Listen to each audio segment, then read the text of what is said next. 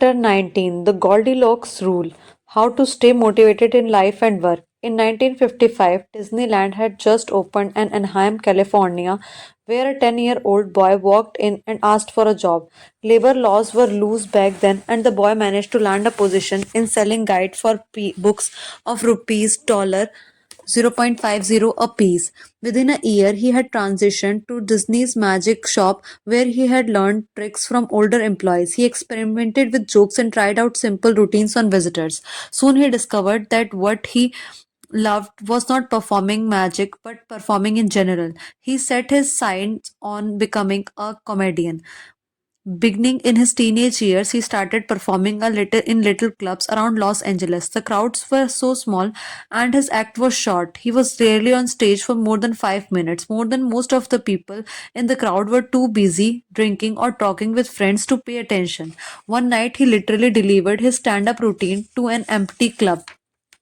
It was a glamorous work, but there was no doubt he was getting better. His first routines would only last 1 or 2 minutes. By high school, his material had expanded to include a 5-minute act and a few years later, a 10-minute show. At 19, he was performing weekly for 20-minute show at a time.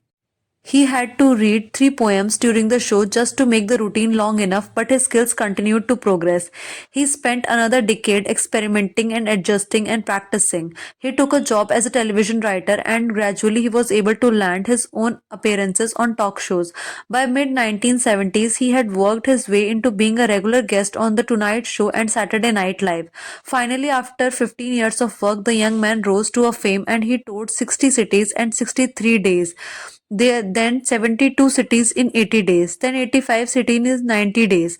He had 18,690 people attend one show in Ohio. Another 45,000 tickets were sold for his 3-day show in New York.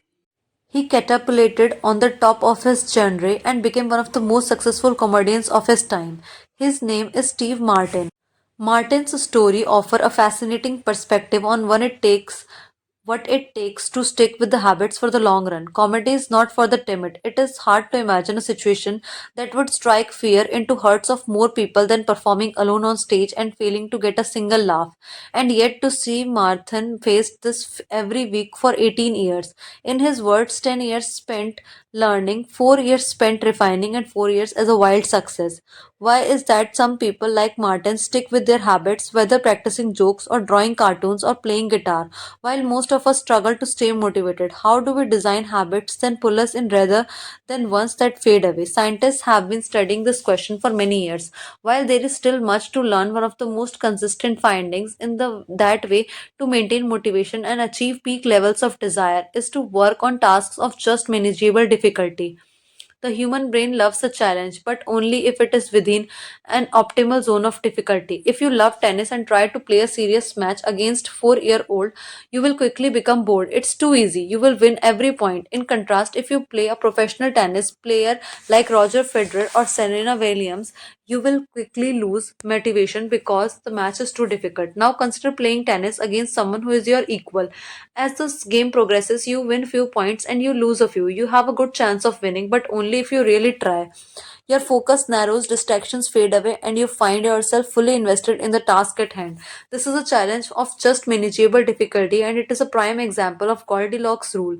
The Goldilocks rule states that human experiences peak motivation when working on tasks that are right on the edge of their current abilities, not too hard, not too easy, just right.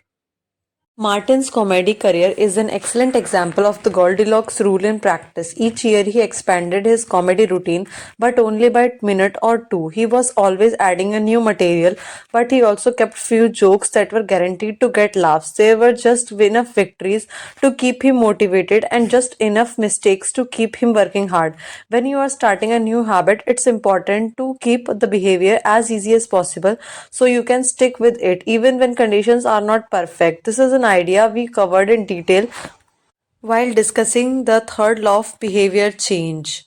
Once a habit has been established, it's important to continue to advance in small ways. These little improvements to continue to advance and new challenges keeps you engaged. And if you hit the Goldilocks rule, just zone just right, you can achieve the flow state. A flow state is the experience of being in the zone and fully immersed in an activity. Scientists have tried to quantify this feeling. They found that to achieve a state of flow, a task must be roughly 4% beyond your current ability. In real life, it's typically not feasible to quantify difficulty of an action in this way, but the core idea of Goldilocks rule remains. Working on challenges of manageable difficulty, something on the perimeter of ability, seems crucial for maintaining motivation. Improvement requires a delicate balance. You need to regularly search for challenges that push to your edge while continuing to make enough progress to stay motivated. Behaviors need to remain novel in order for them to stay attractive and satisfying. Without variety, we get bored, and boredom is perhaps the greatest villain in on the quest of self-improvement. How to stay focused when you get bored working on your goals. After my baseball career ended, I was looking for a new sport. I joined a weightlifting team, and one day elite coaches visited our gym. He had worked with thousands of elites during his long career, including a few Olympians. I introduced myself and we began talking about the process of improvement. What's the difference between the best athletes and everyone else? I asked. What do the really people do most don't? He mentioned that factors you might expect: genetics, luck, talent. But then he said something I was not expecting. At some point, it comes down to who can handle the boredom of training every day, doing the same lifts over and over and over. His answer surprised me because it's a different way of thinking about work ethic. People talk about getting amped up to work on their goals, whether it's a business or sport or art. You hear say things like it all comes down to passion, or you have to really want it. As a result, many of us get depressed when we lose focus or motivation because we think that successful people have some bottomless reserve of passion.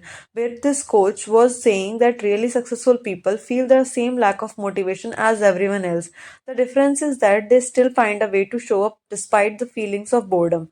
Many mastery requires practice, but the more you practice something, the more boring and routine it becomes. Once the beginner gains have been made, we learn what to expect. Our interest to starts to fade. Sometimes it happens even faster than that. All you must have to do is to hit the gym a few days in a row or publish a couple of blogs post on time, and letting one day slip does not feel like much. The things are going well. It's easy to rationalize taking a day off because you are in a good place. The greatest threat to success is not failure but boredom. We get bored with the habits because they stop delighting us. The outcomes becomes expected, and as our habits become ordinary, we start derailing our progress and seek novelty. Perhaps this is why we get caught up in a never ending cycle, jumping from one workout to the next, one diet to the next, one business idea to the next. As soon as we experience the slightest dip in motivation, we begin a strategy.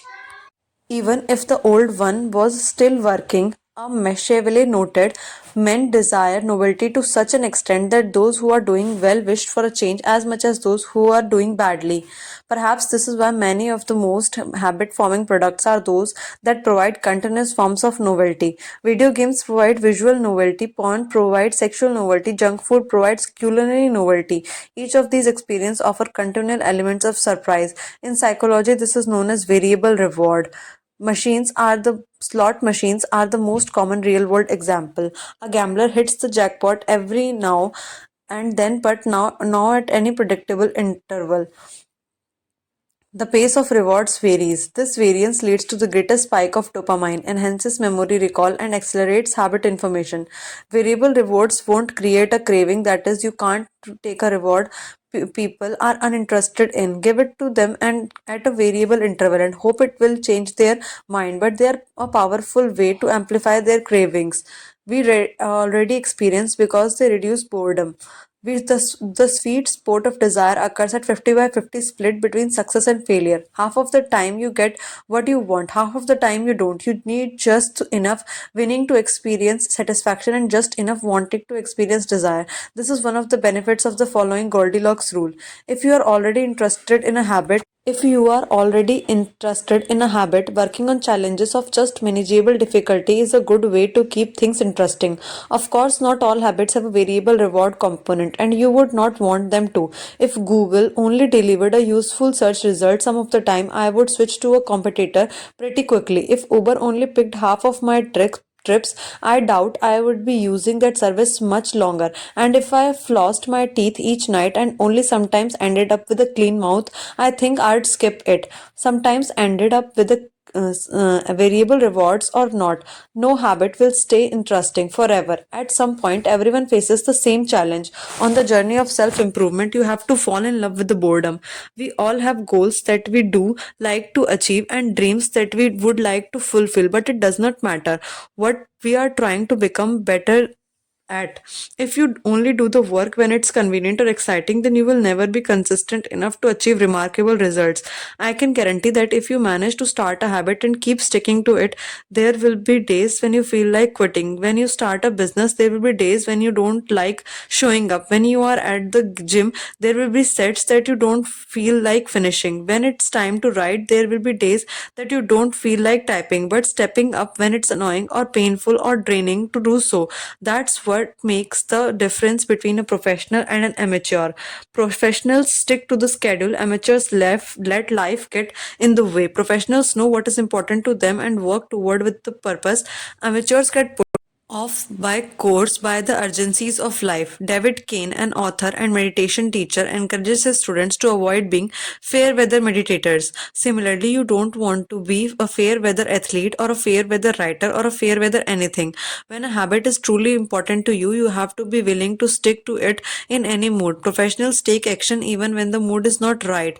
They might they might not enjoy it, but they find a way to put the reps in. There have been a lots of sets that I haven't felt like finishing, but I have never regretted doing the workout. There have been lots of article I have not felt like writing, but I have never regretted publishing on schedule. There have been lot of days I have felt like relaxing, but I never regretted showing up and working on something that has was important to me. The only way to become excellent is to be endlessly fascinated by doing the something over and over. You have to fall in love with the boredom. Chapter summary. The Goldilocks rule states that human experience peak motivation when working on tasks that are right on the edge of their current abilities. The greatest threat to success is not failure but boredom. As habits become routine, they become less interesting and less satisfying. We get bored. Anyone can work hard when they feel motivated. It's the ability to keep going when work is not exciting makes the difference. Professional sticks to the schedule and amateur lets the life get in the way.